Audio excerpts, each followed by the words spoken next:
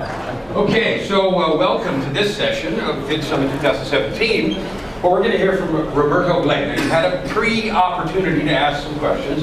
We hung out, started a minute late because Daryl finished just right on the hour up in the other room, and I wanted to give anybody that wanted to get in here a chance to get before we started.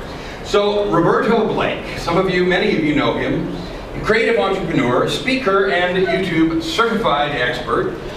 His Create Awesome Media digital agency focuses on video marketing and content strategy. A background in visual branding and advertising, his mission is to educate and motivate other creators. Who's our creators? Nobody? Oh, everybody. All right, creators. To motivate us all, and he's grown a community of 250,000 around this philosophy. So I asked him about something interesting about him, which I always do, and he said two things. One, he is a Sith Lord in training.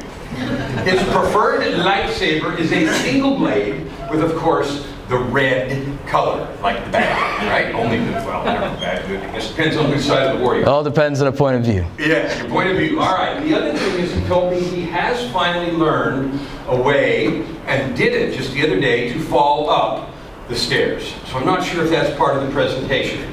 It's kind of like the etiquette when going in and out of the restroom. You never want to block the guy or the gal going in. You know, the person coming out needs to have to give the right away. All right. Without any more noise for me, let's welcome to the stage Roberto Blake. Thank you so much. I didn't fall up these stairs. That's a minor miracle. So you guys want to see something cool? And I hope this one works. GoPro, start recording. Boom. There we go. Now that's cool. So, hey everybody, my name is Roberto Blake, and guess what I'm going to do today? Anybody have a clue what I'm going to do today? Talk about your video. Help you create something awesome today. See, you guys know the bit. You guys know the bit. So, today we're going to be talking about how to make more content on YouTube without burning out, aka go daily on YouTube. So, most of you guys know who I am. Like, I'm going to keep this short. We're not going to talk too much about me. We're going to talk about like the stuff you actually want to know. So I've produced, shot, and edited and marketed over 1,000 videos on YouTube alone. That's not counting the Facebook stuff, the Instagram stuff, all the other things, right? But I've also done over 1,000 live streams on all the live stream platforms when you add it all up together. So that's making a lot of content in a very short period of time, because guess what? 4 years ago, getting a little feedback, I'm a little loud. Okay, so 4 years ago, just about nobody in this room knew who I was. Some of you probably still have no idea, but that's okay, we'll get to that. The opportunity of YouTube is tremendous. All of you know that because you're here today, and it's allowed me to grow my personal brand, grow my business, and work with some of the greatest brands in the world, including TubeBuddy, Samsung, Adobe, Dell, etc. Not Apple yet. And so, how did I manage to do that and make content for 4 years without burning out? How do you make 1,000 videos? At this point, it's closer to 1,100 or more on YouTube alone without burning out. That's what I want to get into. So the session breakdown today, we're going to talk about going daily on YouTube and whether you should or not. Because I don't know that that's for everybody, but I think that it can help. We're going to talk about what I learned from that, some of the benefits and barriers. We're going to talk about specifically what you need to do, and we're going to talk about how to avoid burnout itself. But the thing is, I don't want to bury the lead here. Is there anybody right now who's feeling a little overwhelmed and exhausted with producing content? Show of hands. Far majority of you. All right. So here's what I'm going to do. We're going to go right into not burning out, and then I'll get to the very, very practical stuff, the nitty-gritty of the execution of that. But let's go ahead and talk about and address your main issue here. Is anybody here a solo creator? They're doing this all by themselves? Far majority of you. Okay, me too. To this day, I still am doing all of my content, my personal branding, my social media, pretty much 98% of the time, all by myself. I rarely outsource anything. And I'm trying to change that because I know it's what's gonna take me to the next level. I know it's how you go from doing maybe, 1 video a day or 5 videos a week, doing 10 videos a week or 2 videos a day, is you can't do that without help. Everybody needs a little bit of help, and the thing is, even in what you're doing right now, you can probably stand and have just a little bit of help. So one of the things I learned when I decided that I was gonna do this on a regular basis was that I couldn't just decide that I'm going to put out videos every day, that I was going to shoot them every day, that I was going to edit it that day, and that I was going to upload it and get it out and wake up the next day and start that process again. That is completely impractical, and I know a lot of creators do that, but I think that they would be better served if they found a different path, or they at least explored one. And it doesn't necessarily require them to use the dark side of the force. So, operating at peak moments of energy. How many of you are morning people? I won't hold it against you. How many of you are night owls? There we go. That's my fam. That's my jam. All right. How many of you take naps during the day? All right, a few of you. You're like me. Cool. That's the secret of my success, by the way. You heard it here first. Napping. That is the secret to success in life, period. End of story. You can all go now. But no, I operate at peak moments of energy. I know that, you know what, it takes me a little while in the morning to get going, and I changed my routine. I started working out a little bit more. I started a push-ups challenge. I bought myself a cyclist bike, and I actually ride that. I get a fresh shower. I pump myself up, and now I have adrenaline going through my veins. I have momentum because I am a slower person to get going in the morning. So I had to find a routine that worked for me. I had to learn that if I'm going to shoot back-to-back content, if I'm going to shoot videos every single day, even if I'm not editing that day, then what I need to do is I need to put myself in a position where I have the stamina to go ahead and to shoot 5 or 6 videos in a row or whatever. Or if it's even just walking around shooting B-roll for a video that I haven't even finished fleshing out yet. I needed to do that when I have the highest moments of energy instead of doing it when I'm already exhausted, I just finished doing something big, or I've been running around all day. That's not the time to make a video just to get it out. I had to put myself in a position to operate when I'm at my best. So that was one of the most important and first things I learned. I also learned that I had to create a routine for how I create. I had to streamline my entire process. I had to say, this is how I shoot my videos. And you know what? If I'm gonna do this so regularly, I'm just gonna leave my camera equipment and my lights set up so that every day I have a habit and that I have a routine for creating videos. I'm gonna sit down, I'm gonna do this. This is my intro, this is my outro, this is how I'm going to do it. This is what I'm going to wear, this is where I'm gonna shoot. This is where in my office is the best place to shoot. Here are my set pieces. Here are the things that I'm going to do. So I created a routine. I had to set realistic expectations for everything. I had to know that not every video will perform just because I want it to perform. The thing that I like doing the most may not resonate with the audience. The thing the audience likes doing, likes watching the most, may not be the thing that I want to do every single time. So I had to set realistic expectations about what I was going to create. I had to figure out how to maintain my health and stamina and balance. You know what? I think the far majority of you, how many of you feel like you're maintaining your health properly right now? Be honest with me. All right, you have at least a few of you that feel like you could. How many of you feel you could do a little better about that? Almost everybody. Okay, that's important. That's really important. I had to figure out all these things about my regular day-to-day life balance, staying hydrated, making sure I take those naps, because I figured out that's what would work for me. I figured out that that was what was going to get it done. So ultimately, it's going to find the signal again, but I had to do that. I had to also set a schedule for myself. I had to set bullet points. I had to set up a list of 3 to 5 things that I know that I can accomplish in the day. And then I had to make sure that I was doing that. You know why? If I saw more than the 3 to 5 things on a list, I was going to get overwhelmed. If I saw a to-do list of 10 or 20 things that I had to do all at once, it was going to just feel like a crucible to get through them, and I was going to procrastinate. But what I learned was that when you put 3 to 5 things in front of you, you can prioritize 1 through 5. And I learned to do the simplest thing first so that I have a win under my belt, so I could have those small measurable wins, so that I could make little incremental progress, and so I could see it. And once I get through that 3 to 5 things, I was like, you know what? I can do another 3 to 5 things, and another, and I can see all these checks on a list, and I can feel like I accomplished something. I can feel good about that. So those are the things that I did to not burn out. Something that I've been learning to do more is I've been incorporating my friends and sometimes even my family into my creation behind the scenes. I go on trips with my friends and I'll say, you know what, take some selfies of me, or you know what, here's the camera. I'm just gonna walk around with my other camera. I'm gonna do a photo shoot. Can you capture behind the scenes so I can cut that into my thing and basically experience more fun? Because if making content every day is what you're gonna do, you have to make it an enjoyable process, because other than that, it's just work. It's just a crucible. It's just something for you to want to procrastinate on and to try to escape.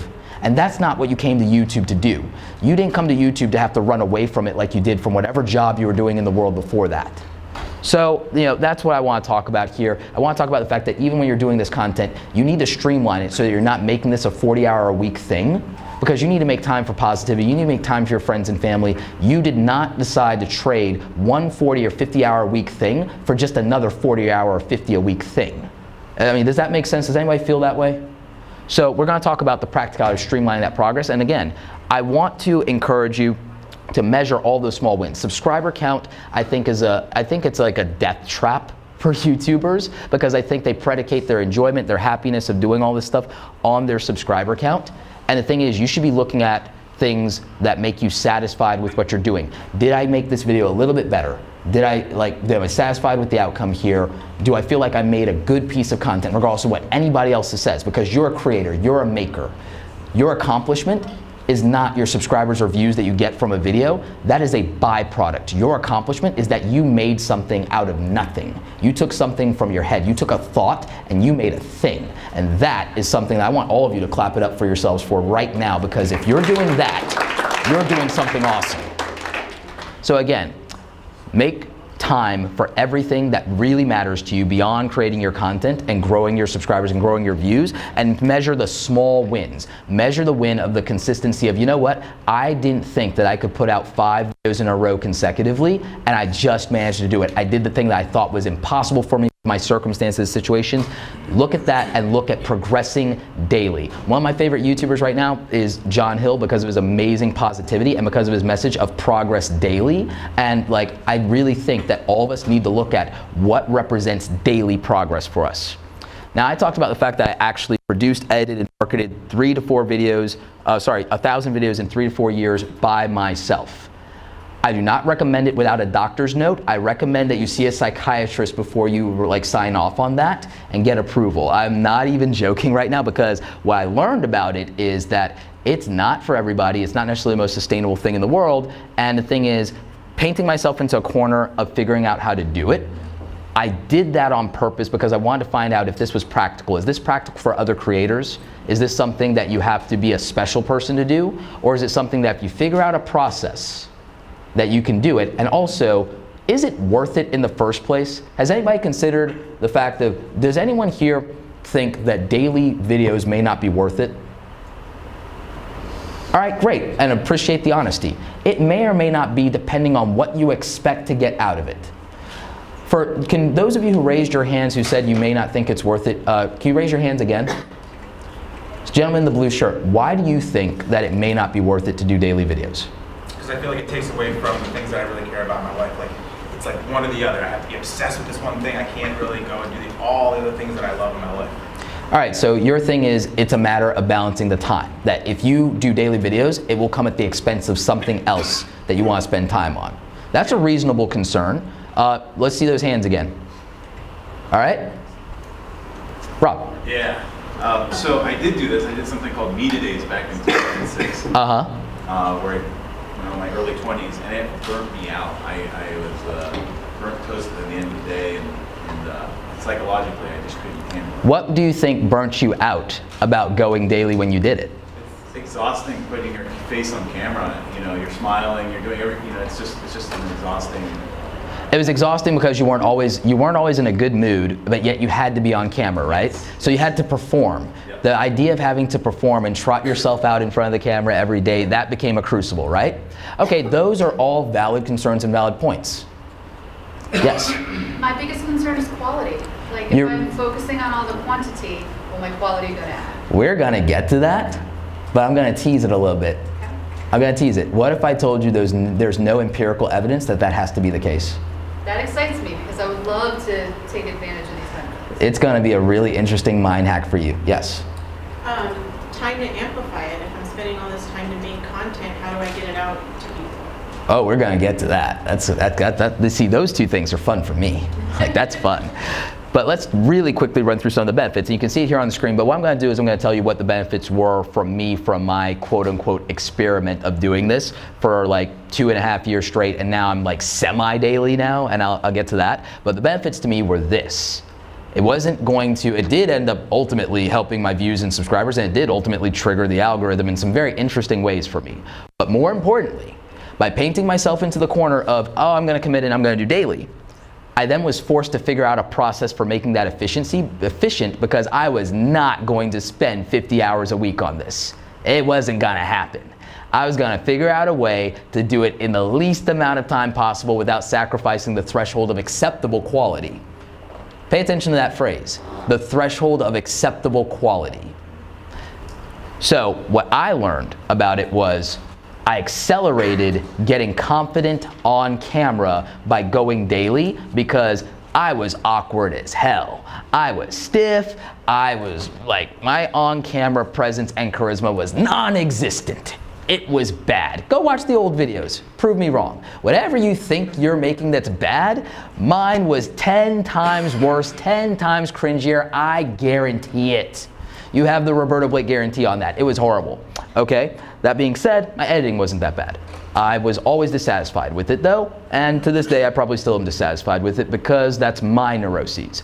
That being said, doing daily content meant that I was getting faster and more efficient at my editing workflow. It was making me see what the problems in what I was doing were faster, and then making me anxious enough to get over them faster and break through those barriers. And it's like, you know what? Having listened to those last 5 videos, I don't like the audio. Time to upgrade, buy the mic, or do this tutorial and learn how to process this better. Oh, they're telling me I'm getting more feedback faster. It's like, okay, I'm not mixing the music well enough and everything like that. It's overpowering my voice. I need to use monitor headphones. I learned what I was doing wrong so much faster by just doing more, and that really helped. I also got more feedback. I also got more on-camera confidence and presence by repetition and by this habit. But again, doing it and saying, okay, shoot, edit, upload every day, that was not gonna get it done. And then I thought to myself, how the heck do soap operas get content out every day? How do television shows get content every day? Oh wait, they do production days and then it's edited and then it's all scheduled, and like, why can't YouTubers do that? Oh wait, we can. So what I started doing was I was like, all right, what am I going to make content about? What am I going to actually do here? What am I thinking about doing? So, it would be helpful if I had a schedule. So I scheduled out my stuff and I figured all these things out. I found a way to streamline my process. I figured out what I was gonna make, how long it needed to be. I found my flow and I found my format, and it would have taken me years if I had just decided, oh, I'm just gonna do this once or twice a week like I had been doing the first year or so that I was on YouTube. First year or so on YouTube, I was doing that probably the first 6 months, to be honest. I then started to go to batching content and saying, oh wow, I'm doing 3 videos a week. I can get all 3 of my videos done in a whole day. And then I got so fast at that I was like, it's taking me half a day to get through 3 videos between shooting and editing and uploading. What else can I do to optimize this? And so by just doing it more, I got more efficient, I got more streamlined, and it worked. Because why? Consistency is magic. How many times have you heard consistency is the secret to success? Anybody? Show of hands. Everybody here? It's the truth. Consistency is magic. Consistency, anything you do consistently. If you look at athletes, if you look at people in business and entrepreneurship, consistency matters. It stacks. All that progress, all that effort, all that efficiency, everything you learn just gets better. So again, I learned the power of prioritizing. I learned about myself. I learned about my habits. I was like, you know what? I have to make sure that I have water on hand whenever I'm filming, because these lights are bright and I'm getting sweaty and like, you know, my mouth is going dry. I had to figure that out. I had to figure out my pacing. I figured out my tonality. I figured out what worked for me. I optimized for efficiency. And then because I had so much content, I had to then get efficient at the distribution and at the marketing and figure out, okay, I have all this content. I'm getting this stuff out daily. What is my daily flow for then getting the most attention or the most traffic to it? And how can I concentrate that traffic? Because the other thing is I learned about the algorithm. I learned about that first 24 hours. And I learned that the cycle is that if I could put something out every 24 hours, and if YouTube is also promoting in that 24 hours, and then I can put, if I keep putting in the work and I put my own system in place, then every day is a reset for me. Every day I get to show up and try again. If that one didn't hit, I get to do another thing that lands, and I get to do that. And I get to cycle through that process. And it was phenomenal for the growth of my channel, because it meant when I was talking about something, I was the person showing up every day.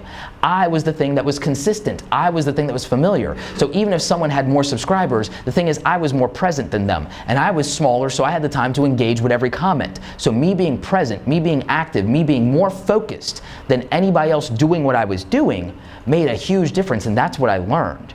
I also learned that daily didn't mean daily, because if I was producing and shooting and editing, and I was doing it and I put myself ahead by a week or a few days, then it meant that setting up the systems to automate and promote that and to be in real time there as well for my audience, that I could do all of those things because I wasn't competing with shooting and editing when I needed days to focus on doing everything else, like engaging or promoting or doing anything else, or doing business development and getting brand deals. I wasn't competing for the time of shooting and editing because I could allocate 1 or 2 days out of the week just to shooting. I could allocate 1 or 2 days of the week just to editing, and I could have that cover the week or the next week or the next couple of weeks, and I would have this big gap before I would even need to shoot again if I didn't want to. But I was always shooting at least something every day, even if it was just B-roll. So I learned that time was not my enemy, it was my asset. I just had to get efficient. For everyone who says, oh, I don't have the time, it's not a matter of your time, it's a matter of your system and your priorities and how you are utilizing that time. Just having more time doesn't mean anything.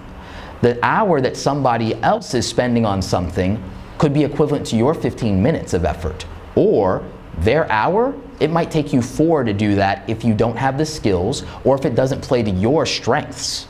So you have to actually be self-aware enough to realize that time isn't your enemy.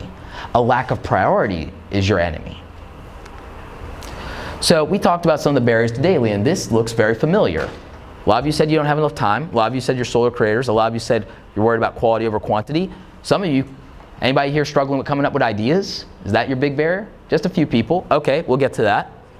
And then some people say the production of their videos is too complex. Is there anyone who feels that that's the case? All right, what kind of videos do you make? I do DIY tutorials. You do DIY tutorials. At the end of the session, I have a personal hack that I'm going to give you for streamlining the process of DIY tutorials, and the fact that you may have not considered that there is another type of content that fits your audience that has a simpler format that you may not have considered. So that's going to help you. And finally, is there anyone who's concerned that if they do daily or if they double the amount of content they're doing, that their subscribers will be turned off by that? Is anybody concerned about that at all?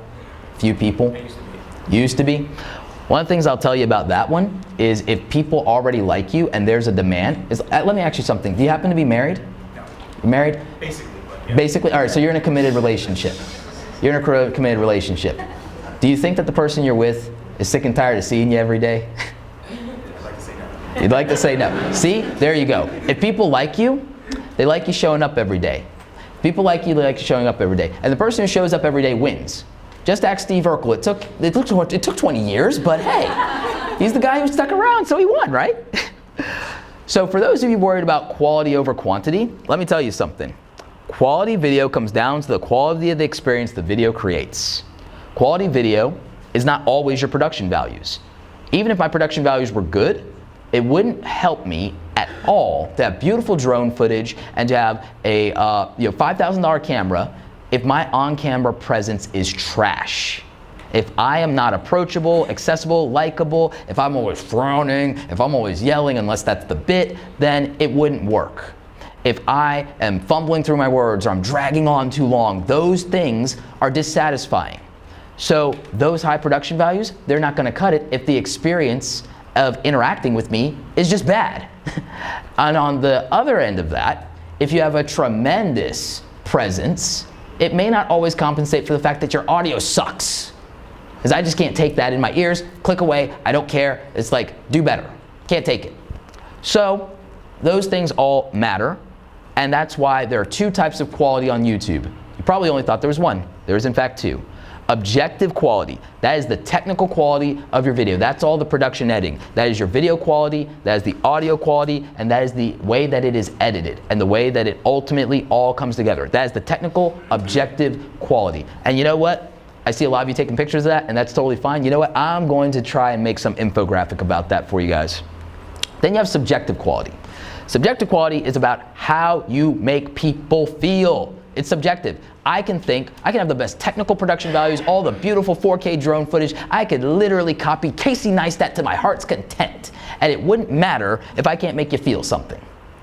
It has to be interesting to you. It has to be relevant to your concerns and what you are like dealing with, and it has to be engaging. It has to make you, it has to resonate with you. It has to make you do something. It has to make you decide to like, click, subscribe, comment, watch another video, share it with a friend.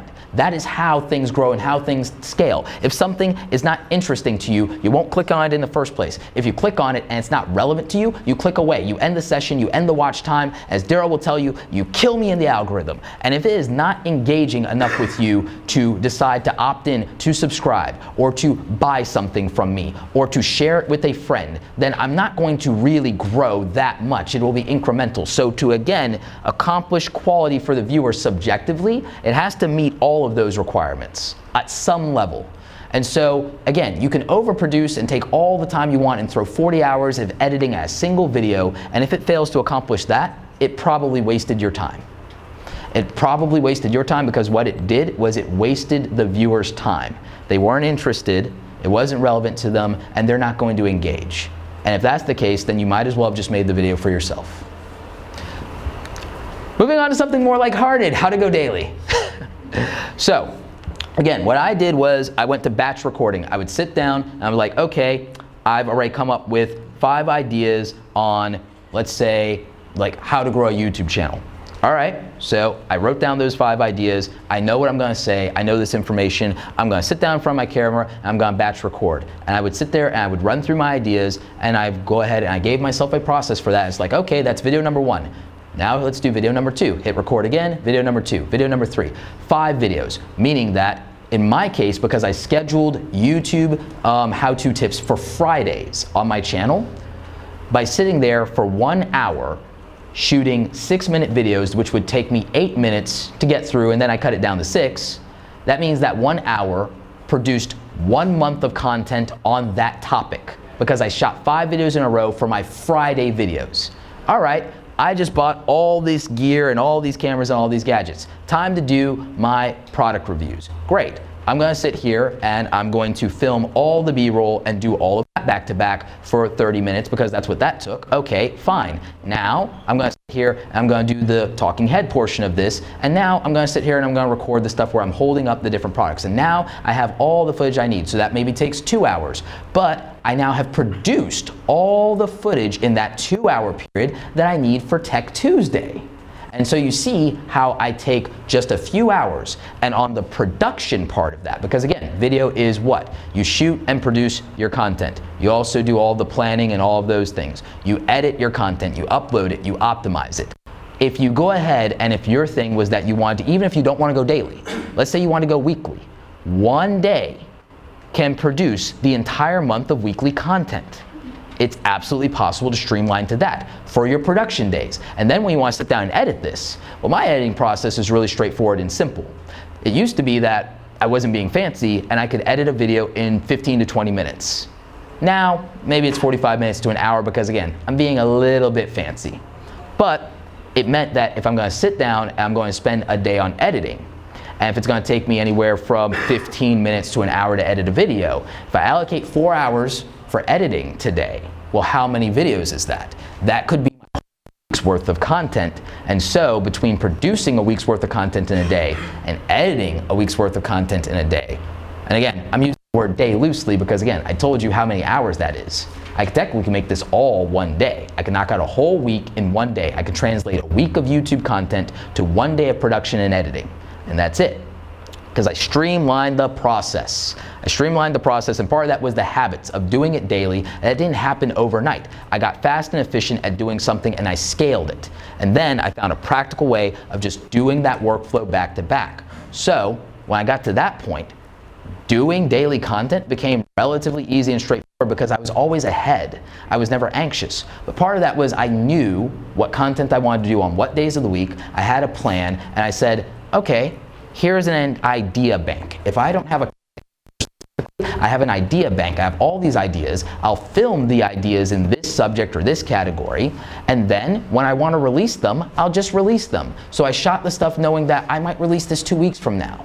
I wasn't doing it day to day in the moment. I was thinking ahead because I was thinking about what my audience wanted. Generating those content ideas, the easiest thing was I got to go to a comment section of my videos. I got to go to the comment section of my videos and make the videos that my audience had a demand for. And YouTube introduced the polls feature, I started using the polls in every video to gauge what my audience was most interested in so that I could set a priority for filming and releasing and editing content that they would respond to, and that really helped me a lot. Unlike this MacBook Pro. So again, it's a good thing that I know my material cold, because what I can tell you about that process while waiting for it to find that, and this is the other thing that helped me, is I knew what content I wanted to make. I knew my content cold. I knew that if I wanted to talk about 5 or 10 ways you can make passive income online, cool, because I've already done it. So it made my video making process simple. In pre-production, I could go ahead and plan and map everything out. I knew what I wanted to do. I knew what products I wanted to review. I knew what content, I knew what my audience was, and I was able to go ahead and make a plan accordingly. When it came to production, I know what I wanted this to look like. I figured it out. I decided that, okay, for these videos, for tech videos, I'm in front of my desk. For these other videos, I'm in front of my bookcase. For these videos, I'm gonna do this. For my product reviews, I'm gonna go ahead and do it on my product desk. Blah, blah, blah, blah, blah. I figured it out. And then for my post-production, for my editing, I was like, okay, when I shoot in this room or when I shoot in front of these lights, this is what the color grading is. Why do it every time? I made a shortcut. I made a preset for my color grading. Oh, this is what I want my lower third to be. I just made it and put it in every video, and I made it to where I could just copy, paste, click, copy, paste, click. The same thing for my end card frames. I templated everything. I eventually got to a point to where even with my YouTube thumbnails, I got to a point to where it's like, I made a process and a system and a template for making these thumbnails, but making them unique to the type of content I was gonna do. These ones have this color border, these ones have this color border, this one has these caricatures, these ones have these assets. And that's how I did the process. I made a process for everything that I was gonna create so that I could just shave off 5 or 10 or 20 minutes because it would all add up. And that's what allowed me to go daily. That's what allowed it to not be a chore, is because I had a system and I had a process. I made it simple, and I also had to find a way to make it fun. And part of that was just doing content that I was interested in. And it was that straightforward. So again, you create a process for everything. For me, it was that I know I shot this stuff. I know that I have to sit in front of the camera and I have to go through these 3 videos, these 5 videos, there's 5 topics. Oh, okay. If I'm doing this, maybe I have to change these t-shirts in between shots or whatever. And again, that might not be practical for everybody's situation. I know that some of you have different situations. Some of you have, okay, my place as kids in it or whatever, and people are always making noise. I can't always film for an hour straight. So you just have to then figure out, well, is that in this case the best place to film? And do I have times where everyone's gone? And should I just prioritize that being the time to film when it's the most quiet? And do I know what that looks like every day? So again, I figured out a process. And for me, this was what that process more or less looked like. Anytime that I'd already shot my main A-roll footage, and I had a week where, okay, all the main content for the channel is shot for the week. You know what? I'll still shoot other things anyway, whether that's more content to just get ahead, or I'll shoot things that could be interesting B-roll so that when it comes time to edit it in, I shot this intentionally. It's not a second thought. And it's like, yep, grab that clip, drop it in. Now my video looks slightly more fancy and it's not just another talking head.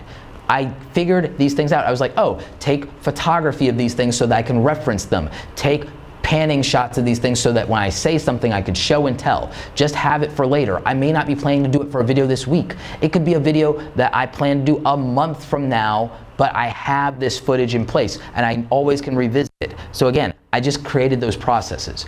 But once I had the videos uploaded, that's not the end of it. We all know that once you make a video, that, okay, that's half the battle. The other half of the battle is, of course, I've uploaded to YouTube. I have to position this video to win. I spent a lot of time when I was a web designer learning about SEO.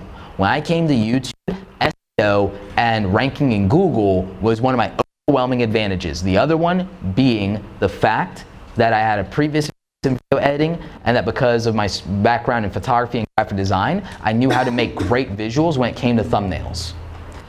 If I didn't have those skills, it would have been a lot harder. And even with those skills, my instincts were good, but they weren't always perfect. TubeBuddy made a big difference there because I was able to streamline the process of keyword research, and I also was able to just get more efficiency out of my tagging. I had some bulk options editing features because I do a lot of affiliate marketing as part of my revenue on YouTube. If I wanted to put an affiliate link on all of my videos because, you know what, all of these videos are getting some traffic, then guess what? I could bulk edit, find, replace a link, and I could put this link to sell either my own product or an affiliate product in all of my videos at once instead of manually doing that. Finding tools that streamline your process is just as important as anything else. Is anyone here a Premiere Pro user? Anyone here a Final Cut user? You use that tool because it's the one that you feel that you're fastest with, right? Use that tool because it affects your process. Whatever tool you use, whether it's whatever video editor, whatever optimization tools, whatever thumb making tools you use, it has to deliver on this specific value. It has to deliver on the specific value of saving you time. It has to be efficient. Do not use a tool for its name brand. Do not use a tool because somebody just said to use this tool. If you don't believe 100% that this thing can help you be faster, more efficient, more productive, it's not worth the time and effort, right? The reason that I don't use Final Cut Pro is because I knew that what I wanted to do was I eventually wanted to outsource some of my editing. I also knew I wanted to do collaborations with people. And the Adobe Premiere Pro users in the house know that with the Adobe Premiere files, that is extremely practical and extremely helpful. So one of the reasons I decided to use TubeBuddy, and I use so many tools for everything in my workflow, is because of some of those bulk editing features. I could bulk edit end cards. Daryl talked about end cards in his presentation and how valuable those are for you guys, right? And about using end cards and hacking that with playlist and other things. The ability to edit all of my end cards to be able to push traffic to my latest video, that's a huge asset. And so those are just some of the features that this tool has. And if you go to tubebuddy.com/awesome and use code Roberto's Buddy, you'll get 20% off. So that's there for you guys. And again, TubeBuddy is sponsoring today's session, so give them a round of applause. But again, the keyword research part goes into what I'm going to talk about building a content bank. One of the things that I did that let me be fast was, would you believe me right now, let me get some interesting guesses. This is gonna be fun. And the person who gets closest, I'll give you like a 30-minute one-on-one Skype call with me. The person who gets the closest to guessing this. Anybody here who's already one of my homies, don't bother participating in this one. So I want some people to guess at how many pieces of content on a list that you think I have for videos that I can shoot. Right now, in my pocket, in my iPhone, if I have a list of video ideas, what's the number you think that number of ideas is? 500. You say 500. 30. 30. 1500. 1500. 250. 450. 250. 1,000. 1,000. 2000. 2,000. 50. 50. 300. 300. 210. 210. 1200. 1,200. 1,300. 8,600. What's that? Okay. 1974. 1974. 2000. 2000. 501. 501. Come on. 10. 150. 150. Sold. Yeah, 77. 77. 10,000. 10,000. 3,000. And back? 10. 365. 365. 5. 5. Who said 1,300? You were the closest. It's about 1,200. Someone said Oh wait, you said 1,200? You said exactly 1,200? All right, I'll just do both of you then. See me at the end of this session. Yeah, over 1,200. And part of that was because I made my content bank predicated on what playlist am I going to make on topics, and then I would fill out those playlists with 10 to 20 ideas because not every idea would be viable. And that was also easier because, again, I went to the comment section of my YouTube channel, I did my keyword research with TubeBuddy and all the other tools at my disposal. I used the Google AdWords keyword planner. I used everything you can think of. I use at some point in one of these presentations, I'm gonna have to do 20 tools. No, I'll do it as a video. 20 tools you need to use for your YouTube channel. Literally, does anybody want to see 20 tools you need to use for your YouTube? All right, so see what I just did in real time? That's another idea. So now up 1,201, there. So it's that simple. It's that simple. So again, I built a content bank, and one of the things I use to organize my YouTube channel, one of those 20 tools is Trello. who's not sponsoring this talk. Like, no, Trello is something I use because it just lets me organize those things in the same way that I would sit there and like make a YouTube playlist, like if I was throwing videos into it, right? So again, I organized that based on my content bank. The other thing I did was go to my YouTube analytics and I saw what videos perform the best. And I was like, okay, how many other things relate to that video? What recommended videos were pushing traffic to those videos that performed? Are any of those good ideas? Do I have a take on that? So again, that's how I built a content bank. Those things let me address the, oh, I don't have ideas, I addressed what you guys are like concerned with quality versus quantity. Because here's the thing, quality versus quantity, if your technical setup, your camera, your lighting, all of those things are the same every single time, the technical quality cannot be less just by you producing more, because it's the same camera, the same lights, the same editing software, the same things, right? So then it's a matter of, is the subjective quality diminished by you doing more? Is this still interesting content for your audience? More of it doesn't diminish the value. Is this still relevant to people? Then the value is not diminished. And then are you being engaging? That's where the variable is with the quantity versus quality thing, is do you have the stamina to deliver your best on-camera performance if you're on camera? Or if you're putting the time into doing more of these, are you doing better research? Are you doing those things? And you know what? Some of those things are scalable. If it's an issue of research, guess what? You can actually crowdsource your community to help you with your research. How many of you watch Philip DeFranco? How many of you have ever either tweeted an idea or went to the subreddit and put out an idea for a story? Great. If you have done that, then you are part of crowdsourcing Philip DeFranco's prioritization of what topics to cover today and what to research. So congratulations, you were part of the process of the content that you enjoy the most. And all of your viewers would probably like to be involved in some way in that process because they like the content you do and maybe they want to influence it a little bit. And maybe that can help you. And when it comes time to hire and to outsource, you can reach out to people in your community because they already know your brand. They're probably the best people to help you.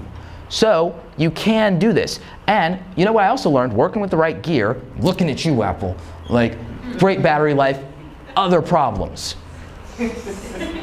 Save it for the video, save it for the video, save it for the video.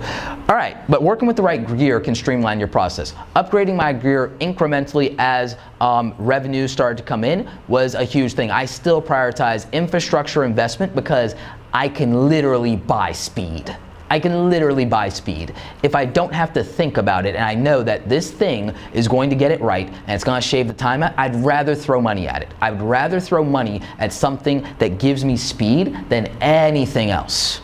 And so that's why I invest a lot in my tools and my hardware. And it's not to be fancy or not to do anything. It's just because I want the speed, because then if I make the speed a priority, that means I can produce more quantity and I can do it at not the expense of quality because I'm making this a priority. I'm streamlining everything to get things out of my way. And that's one of the most important things. And again, I would also tell you, don't be overwhelmed. Again, ideas can come from anywhere. If you're struggling with ideas, go to your audience. They will tell you what they want, and then you're not worried about making something just for it to flop because you're doing what's in demand and you're listening, and they will appreciate and they will respect that. You can even lead with, hey, this video idea was submitted from blah, blah, blah. And then that's a way to like really encourage the crowdsourcing. And again, don't always worry about being fancy. You know what? Like, I'm gonna go back to that real quick. Don't worry about being fancy. Try to keep things as simple and streamlined as possible because again, I really believe this, and Gary Vaynerchuk brought this up. There are too many of you, and I love Casey, there are too many of you trying to be Casey Neistat. I'm glad he made everyone step up their production values, but guess what? Maybe dial it back a little bit, because you're not necessarily out there to be a filmmaker, and that's probably not what people are coming to you for. You know what people are coming to you for? It's not your production, it's not your editing. What they're coming to you for is the fact that they get you. And you get them, you relate to them, you make them happy, you're their person who educates them, you're the person who entertains them, you're the person who aspires them to be better. That's what they came to you for. They chose you. It's called YouTube, not CaseyTube. He would tell you that himself. He tells you just pull out your phone and just do it. You don't need all this fancy stuff. You don't need 2 GoPros. You don't need a fancy camera. You can take this and you can make a quality video, because I've done it. I just put out a video the other day that just your phone and it looked fine. It looked great actually. I would have thought you were on a fancy camera. I would have thought you were on one of the point and shoots or the DSLRs. And the thing is, they just loved the message. They just loved the content. That content matters. Your content matters. Don't overthink it. Don't get overwhelmed. That's how you can go daily and not burn out. Hit me up if you want to.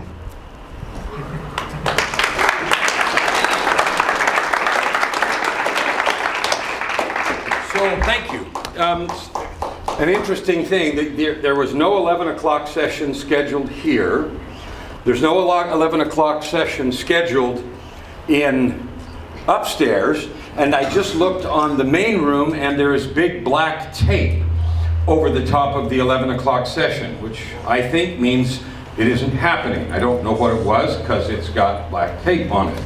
I can't remember.